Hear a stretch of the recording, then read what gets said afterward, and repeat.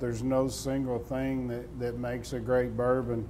You know, you have to have good grains. You have to have good water. You've got to make it right. You know, got a good combination of grains. You have to age it right. You know, here at Wild Turkey, we're about aging a little longer than most people. And for us, that's sort of what Jimmy's taught me is, you know, it needs to be a little older to be a great product. But I think all those things matter. You have to be very consistent. You have to have the best grains. You have to have the best barrels. You have to do everything right in the process to make a good product.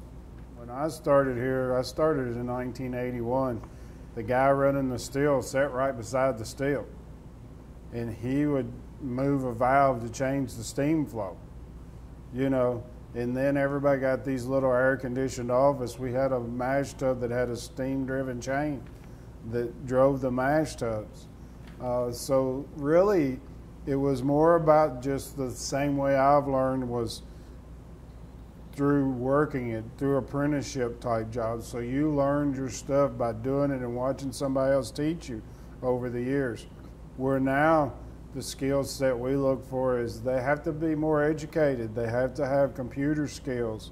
I mean, when we came over here to this distillery, there were certain tests that they had to pass, where there'd be math tests, computer skills, and we offered those things for them to learn. I know, you know, we had a couple of guys that had been 40 years running our distillery, and guys that I knew just as much about making great bourbon as we did. But when they found out what it was going to be like over here, they didn't want to come over here because they were scared of computers. They didn't even really use computers at home, much less at work. So a couple of them didn't come, but some did and stayed over here. It's the same process. It's just, you know, you got to know how to run a computer. You got to know a little math skills. You got to know a little more reading skills.